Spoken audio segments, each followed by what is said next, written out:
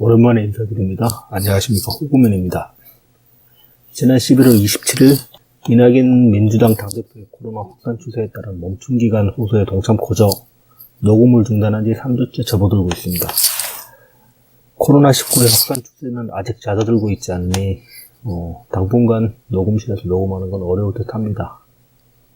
그렇다고 계속 업로드 없는 채로 놔두는 것도 청취자분들에 대한 도리는 아니고 그래서 녹음실에서 녹음을 다시 재개할 수 있을 때까지 비정기적으로라도 이렇게 1인 녹음 방송을 올릴 예정입니다. 저만 올린다는 건 아니고 다른 분들도 곧 올리지 않겠나 싶습니다. 제가 올려달라고 요청하거나 지시할 수는 없으니까. 네. 음질이나 잡음 같은 스튜디오 녹음에 비해 가지고 퀄리티가 많이 떨어질 텐데 미리 양해의 말씀 구합니다. 녹음을 쉬고 있는 사이에도 여러분들께서 후원을 보내주셨습니다. 팟빵을 통해서 골드문님, 직잭직님, 나그네의 꿈님, 계좌를 통해서 귀여운지니님, 너너와 다나와님이 후원을 보내주셨습니다. 청취자 성원 늘 감사합니다.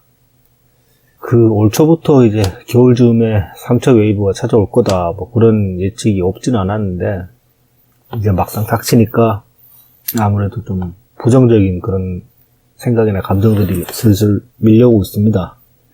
근데 그런 와중, 그렇다 해도 지금껏 그래왔듯이 정부를 신뢰하고 방역수칙을 계속 지켜나가고 그러다 보면은 이것도 이제 극복되지 않겠나라고 그렇게 생각을 합니다. 이런 와중에, 또 지금껏 그랬던 것처럼 코로나19 국면에 있어서 이 위기 상황을 홍보수단으로 삼고 있는 이재명 지사의 행태들은 여전합니다. 네, 여전하다기보다 요 근래 들어서 좀 또 심해진 감이 있습니다. 가장 최근의 이슈라면은 아무래도 경기대 기숙사를 코로나 치료센터로 전환하면서 불거진 각종 논란들일 텐데, 뉴스 팔로잉 해오신 분들은 잘 아시겠지만은, 혹시나 모르실 분들을 위해서 이제 말씀을 드리자면은, 지금 기숙사에 입주 중인 학생들의 주장하고 경기도청의 주장이 다릅니다. 근데 언론은 이제 경기도청 주장만 적극적으로 이제 알리는 모양새에 가깝다고 할 수 있습니다. 처음에 이제 12월 13일 연합뉴스발로 이제 이런 기사가 처음 올라왔습니다. 이재명 치료시설 긴급동원조치 착수, 대학 기숙사 첫 강조 확보. 이제 기사 내용은 전시 상황에 준해서 엄정 대응에 돌입했다. 그 다음에 경기대학교 측은 수용 여부를 내일 논의하겠다. 그리고 이제 이재명 지사는 서울, 인천 공동행동 여의치 않으면 경기도만 3단계 격상도 검토하겠다. 이렇게 얘기를 했습니다. 지금 이제 3단계 자기는 할 거라고 지금 계속 움풀 중이고 5인 이상 집합금지 명령도 내리겠다. 그런 식의 이야기도 하는데, 이건 사실 정부 방침하고 맞지도 않고, 정부 방침에는 3단계로 격상시키면 10인 이상 집합금지로 아마 되겠을 겁니다. 네. 일단은 좋습니다. 전시 상황에 준한 엄정 대응 할 수 있고, 또 지금이 준전시에 가깝다고 보는 입장이기 때문에, 그런 말 하는 거, 그런 식으로 조치를 취하겠다고 하면은, 그건 일정 부분, 그 입장 자체는 동의합니다. 근데, 당장 이용 중인 시설을 이렇게 증발을 하려고 그러면은, 가장 우선시돼야 될 건 시설 이용자들 아니겠습니까? 기숙사의 학생들은 자기들이 이제 거기 살고 있던 기숙사가 증발된다는 사실을 뉴스를 통해서 처음 접했다고 하는데, 일을 하려면은 학생들에게 먼저 알리고, 그 다음에 동의를 구하고, 어떻게, 여기서 이제 기숙사에서 지금 나가게 되면 어떻게 하겠다는 대책까지 딱 확실하게 세운 다음에, 마지막에 언론에 보도자를 배포하는 게 순서에 맞는 절차가 아니겠나 싶습니다. 네.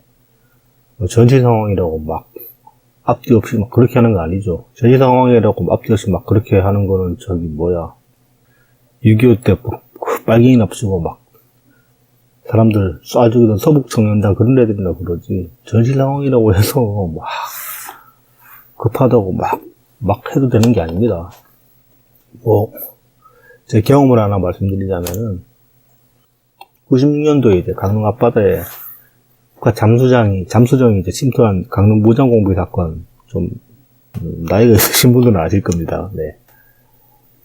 저도 이제 당시에 군 복무 중이었고, 마침 제가 있던 부대가 강릉에서 이제, 그렇게 멀지는 강원도에 있으니까, 저는 강원도 영월에서 이제 복무를 했는데, 영월에 있는 부대가 이제 연대본부가 거기 영월에 하나 있는데, 거기 연대본부에서 근무를 했습니다. 이제 연대본부 군수과에서 제가 근무를 했었는데, 그래서 잠수정이 뜨는 날, 그날 바로 이제 작전 현장에 투입이 됐었는데, 저희 부대 거의 전원이, 부대에서 이제 경비볼 최소한의 인원만 남겨놓고 다 갔는데, 그날 아침에 이제 거기 출동을 하려고 보니까, 부대에 있는 차량들만으로 부대 병력들을 다 강릉으로 이동을 시킬 수가 없는 겁니다. 그래서 이제, 영월 시내에 있는 버스들을 징집을 했죠. 징발을 했는데, 이게 이제 그냥, 막 아침에 급하게 무턱대고 하는 게 아니라, 대간첩 상황이나 아니면 전시 상황에서 이런 차량을 어떻게 징발할 것인가 이런 것도 다 작전 계획에 사실은 포함이 되어 있습니다. 그리고 이제 평시에도 보면은, 한 번씩 이제 통지가 되죠. 전시에 이제, 징발될 차주들에게 이제 통지가 되죠.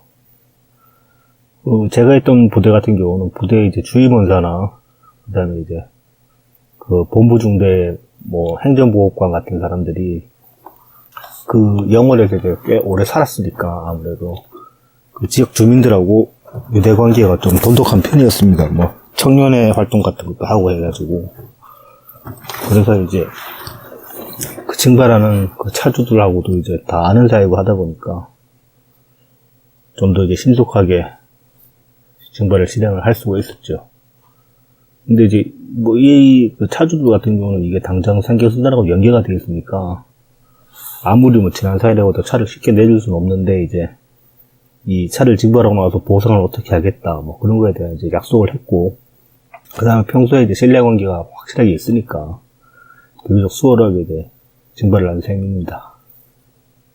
반면에 이제 이재명 지사는 14일날, 그래서, 월요일날, 경기대 기숙사 학생들하고 면담을 가졌는데, 그 자리에서 이제 말을 하기를, 우리도 금요일에 갑자기 결정돼서 주말이라 협의가 어려운데, 우리도 학교하고만 지금 당장 학교도 사실은 일방적으로 통보를 당하는 입장이라 매우 당황스러울 것입니다. 이렇게 말을 했습니다. 이게 이제 주어 소설도 하나도 안 먹고 완전 비문인데, 이게 대화 중에 나온 말이고, 어떻게 말이 딱딱 끊어지고 이어졌는지를 이제 명확하게 알 수가 없기 때문에, 그건 비문인 건 그렇다 쳐도, 여기서 가장 저는 문제가 된다고 본 게, 책임지려는 자세가 없습니다. 금요일에 갑자기 결정돼서라고 말을 했는데, 결정돼서가 아니라 이제 결정을 한 거죠. 결정을 내린 거죠. 이재명이 책임자니까. 근데 이제 이렇게 결정돼서라고 말했다는 거는, 자기가 이제 주체가 아니라 객체로서 이제 결정을 통보받은 그런 입장인 것처럼 이야기를 한 거는, 책임 회피하려는 그런 어떤 무의식적인 반영이 아닌가. 그렇게 저는 생각합니다. 네. 평소 말버릇이 이렇다는 거죠. 자기가 좀 불리한 상황에서는 책임, 이제 한 발짝 빼려고 이런 식으로 방어적으로, 수동적으로 이렇게 이제 표현을 해버린다는 거죠. 그리고 이제 일방적 통보라고 학교 측도 당황스러울 것이다라고 하는데, 그걸 안다면 애초에 엄포를 안 했어야죠. 엄포를 안 하고 학교하고 학생들하고 확실하게 협의를 한 다음에, 결정된 다음에 이제 언론에 대고 이야기를 해서도 늦지 않은 거 아닙니까? 이거 실질적으로 중요한 거는 이 코로나 치유센터를 빨리 만드는 거지, 그걸 언론에 빨리 알리는 게 아니지 않습니까? 이재명이 하는 일이 늘 이런 식입니다, 보면은. 언론 플레이가 항상 우선인 것처럼 보입니다. 그러니까 보면은 지금 당장 살고 있는 데서 나가야 될 학생들이 가질 당혹스러움 같은 것보다 자기의 언론 플레이의 욕망이 우선이 되는 거죠. 네. 그 뒤에 이제 16일 밤늦은 시간에 경기도청에서 이제 SNS상에서 일어난 문제 제기에 대해서 또 이제 특정 트윗 하나 이제 캡처 떠가지고 닉네임만 가려놓고 그대로 올려놓고, 이거 저격이죠, 완전히네.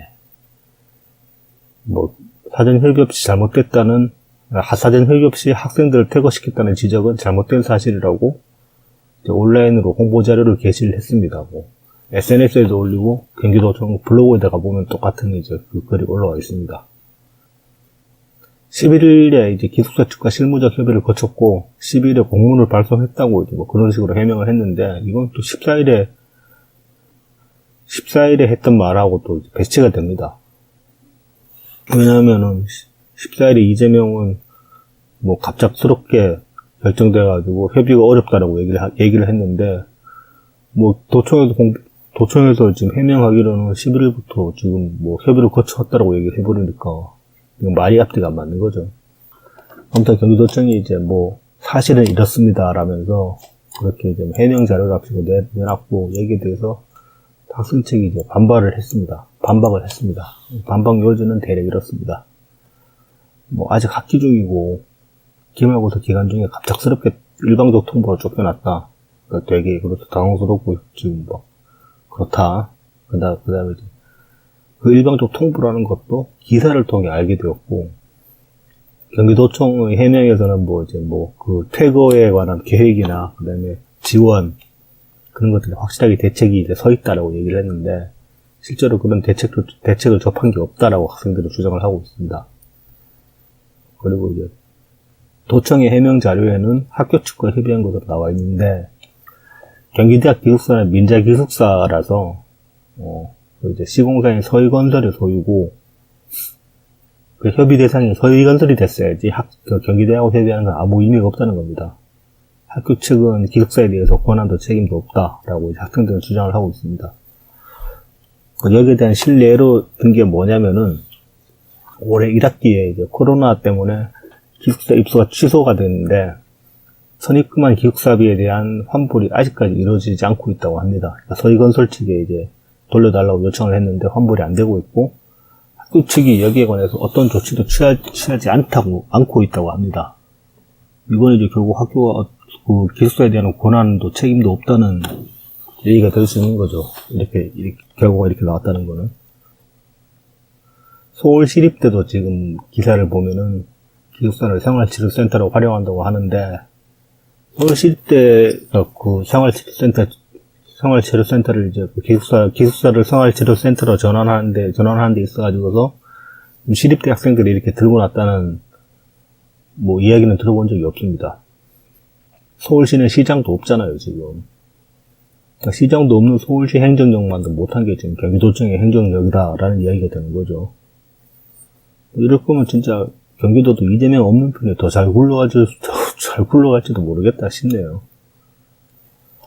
그래서 이렇게 오바를 하고 있는 이유가 뭐냐? 뭐 SNS에서도 여러 가지 추측이 나오고 있는데 그 중에 하나가 시립대가 이제 그 코로나 치료센터를 서울시가 이제 시립대 그 기숙사를 코로나 치료센터로 활용한다는 첩보를 경기도청에서 접하고 이제 그보다 먼저 발빠르게 조치를 취한 모습을 보이려고 한 게 아니냐라는 추측이 이제 뭐 나오고 있습니다. 연합뉴스 기사도 그 첫 기사 제목도 보면은 상당히 좀 임팩트 있게 가려고 한 그런 의지가 느껴지고 말이죠. 뭐 첫 강제 확보, 그러니까 처음으로 이제 과감한 조치를 취하고 나섰다, 뭐 그런 식의 이미지를 이제 만들려고 한 게 아닌가라는 그런 생각이 듭니다. 이재명의 정책이 늘 이런 식이죠, 보면은. 뭐 정책을 실행하고 나면은 그게 결과가 어떻게 나올지, 그 와중에 누가 손해를 보고 누가 이익을 볼지, 뭐, 그런저런 정책의 방법이나 그 결과의 효과에 대한 생각은 별로 없고, 사실은. 이걸로 뭐 자신이 벌 이익이 뭔지, 자신이 정치적 이익이 뭔지, 뭐 사람들한테 어떤 이미지로 각인될지, 뭐 그것만 하고 그냥 생각하는 것 같습니다. 뭐 지금까지 나온 기본 시리즈들도 다 그렇죠, 사실은. 뭐 그걸 어떻게 실행할 때에 대해서 제대로 된 방법이 없지 않습니까? 돈만 왕창 찍어내면 된다는데 그게 무슨 방법입니까? 그리고 경기도의 경기도청의 그 해명 자료를 보면은 상황이 긴박하다는 핑계를 많이 댑니다. 근데 상황이 긴급성을 이유로 든다 치면은 이것도 말이 안 되는 게 경기도에서 이제 코로나 환자로 이제 병상이 부족하다 그 얘기가 처음 나온 게 하반기 들어서부터였던 걸로 저는 기억을 합니다. 대략 뭐 한 7, 8월? 농曆세보다 9월? 그때쯤부터 슬슬 이제 그런 얘기가 나왔습니다. 그러니까 최근 요 며칠 사이에 갑자기 뭐 코로나 확진자 수는 가파르게 급증하고 있기는 하지만은 병상 부족 이야기가 처음 나온 게 아니라는 소리죠. 그러면은 그때부터 이미 대비를 했어야 했는데 지금까지 경기도가 뭐 코로나 병상 부족으로 뭘 한다는 이야기 없다가 갑자기 처음 나온 게 뜬금없이 대학교, 그것도 이제 뭐 공립도 아니고 도립도 아니고 그냥 일반 사립대학교에 민자 기숙사를 증발하겠다고, 그것도 지금 사람 없는 것도 아니고 거기 지금 학생들 있는데 그렇게 법석을 떠는지 참 알 수가 없습니다. 이거를 이제 언론은 또 다루기를 무슨 대단한 결심이라도 한 것처럼 최초로 대학 기숙사 강조 확보 이런 센 타이틀로 이제 다루고 있는데 이거 좀 아니지 않습니까? 이걸 언론이 다루려면은 그동안 경기도청 뭐 하다가 지금 와가지고 갑자기 그렇게 살고 있는 사람 내쫓아가면서 그러냐고 좀 이렇게 비판을 해야지 맞지 않냐는 거죠. 네.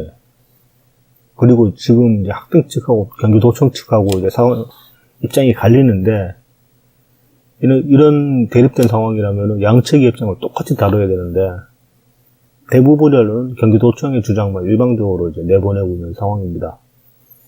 뭐 예를 들어서 12월 14일 KBS 더 라이브라는 이제 뭐 시사 프로그램이 있죠. 저는 뭐 TV가 없어서 안 봐서 잘은 모릅니다만 여기서 이제 경기도청 대변인의 인터뷰만을 일방적으로 내보냈습니다. 학생들하고 협의 잘 됐고 뭐 어쩌고 그런 식으로. 이 프로그램의 진행자 중 한 명은 경기도 팟캐스트도 아마 이 양반이 했던 거 저는 그랬던 걸로 기억을 합니다. 그다음에 이재명하고 여러 이제 방송으로 같이 뭐 인터뷰도 하고 그랬던 적도 있고, 뭐 친분이나 혹은 이해관계가 다소 있는 걸로 보이는 최욱입니다. 진행자 중 한 명이. 뭐 이런 사람 덕 앉혀놓고 경기도청 입장을 일방적으로 내보내고 그러는데 이래놓고 무슨 언론의 공정성을 얘기하고 중립성을 이야기할 수 있습니까? 안 부끄럽습니까? 그러니까 이딴 식으로 막 행정을 졸속으로 처리하면서도 그걸로 어떻게 자기 광 팔아보겠다고 이렇게 나설 수 있는 그 이면에는 감시와 비판이 부재된 언론이 이제 기본 조건으로 깔려 있는 거죠. 광고비나 뭐 각종 수익 사업 같은 걸로 언론하고 공생관계를 형성해서 그들을 길들이고 있는 걸로 보입니다.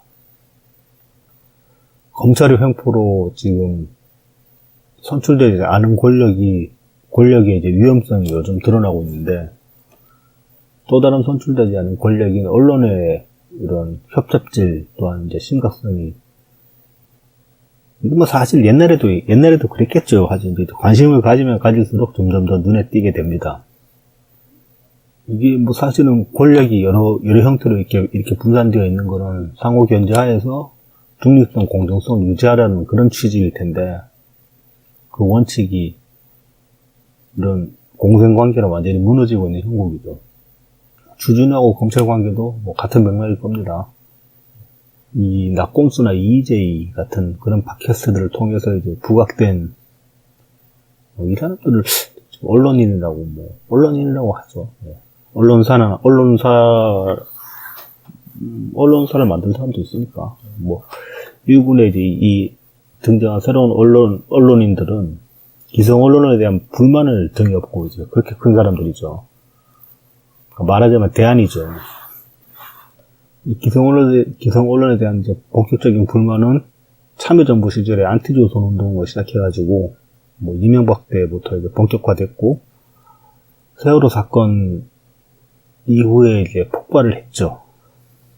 이런 맥락을 이제 이런 흐름을 타고 혹은 등에 업고 그 팟캐스트판을 기반으로 이제 뜬 사람들이 이제 김어준, 이동영을 위시한 그 주변의 사람들까지 포함해서 그렇겠죠. 네.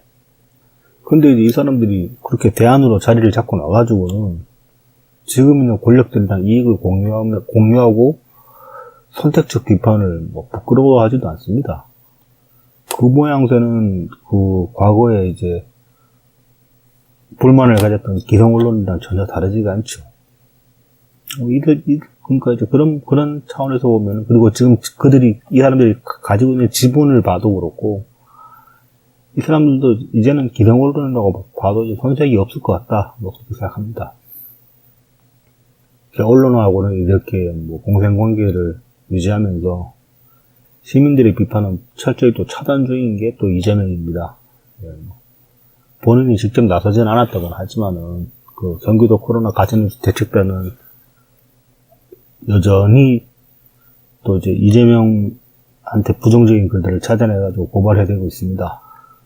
이재명 본인이 이 사실을 모르는 게 아니고 그냥 용납하고 있다고 하니까 이재명의 의지가 이제 코로나 가짜뉴스 대책단의 의지랑 크게 다르지 않다라고 말해도 무리는 없을 겁니다. 네. 백광현 총재의 이제 트윗에 따르면은 최근에는 성남시장 시절을 시청에서 입양했다가 제대로 돌봐주지도 않고 이재명 퇴임 후에 방치되어서 이제 막 엄청 욕먹었던 개 행보기에 관한 비판글 이런 것도 발굴돼가지고 지금 고발당하고 있다고 합니다. 근데 이런 고발은 해야 되는데 대부분 무혐의로 종결되고 있으니까 건수도 안 되는 것들을 이 코로나 가짜뉴스 대책단이란 데가 그냥 일반인들이 있는 데도 아니고 변호사가 여러 명이 포진해 있는 그런 단체인데 여기서 건수 안 되는 거 모르고 고발했겠습니까? 아니죠. 그냥 사람들 고발해서 이제 고발로 겁박하는 그것 말고는 별로 왜 고발하지 않아요? 고발의 의도가 이제 저는 짐작이 안 됩니다.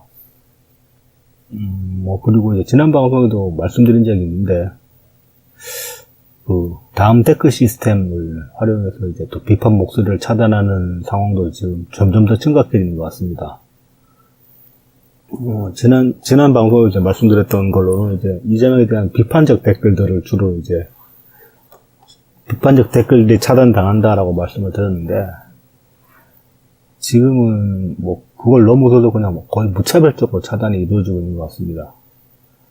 이게 다음 시스템을 활용한 걸로 보이는데, 신고가 3회 누적되면 일단 자동으로 차단당하고, 그 뒤에 이제 관리자가 댓글을 다시 이제 심의를 해서 차단을 풀어주든지 차단을 유지하든지 한다는 그 시스템을 적극적으로 활용한 걸로 보입니다.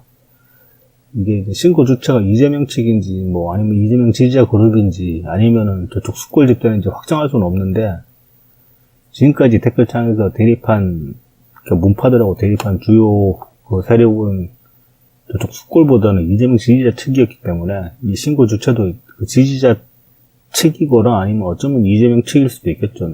그렇게 이제 추측을 합니다. 최근에 이제 실례로 척추자 중 한 분이 이제 다음 뉴스창에 단 댓글이 이제 차단당한 사례가 하나 있는데, 이게 좀 심각해 보여서 저도 이제 방송에서 지금 말씀을 드릴까 합니다. 그 당사자분께 동의를 하고 나타나가지고, 이 댓글 다신 분이 어느 분인지는 말씀을 드리진 않겠습니다만, 아마 아시는 분들은 아실 만한 분들은 아실 거고, 이제 어떤 댓글이냐면은, 지금 이 글로벌 위기에 문재인 보유국이라니 하나님 아버지 감사합니다. 라는 댓글입니다. 이게 지금 신고 3회가 누적돼가지고 자동으로 차단당해 있는 상태입니다. 관리자가 이제 댓글 확인하고 나면 풀어줘야 될 것 같은데, 풀어줄지 안 풀어줄지는 모르겠고, 일단은. 이건 이제 이재명 비판도 아니고, 문재인 대통령에 대한 지지의 댓글인데, 이런 댓글이 3회 신고가 누적돼가지고 차단당한다는 거는 그냥 닉네임을 특정해가지고 그냥 무차별적으로 신고를 하는 건지, 아니면은 이재명 비판글이랑 대통령 지지글 둘 다를 찾아내서 이제 계속 신고를 때리는 건지 모르겠지만 아무튼 심각해 보입니다.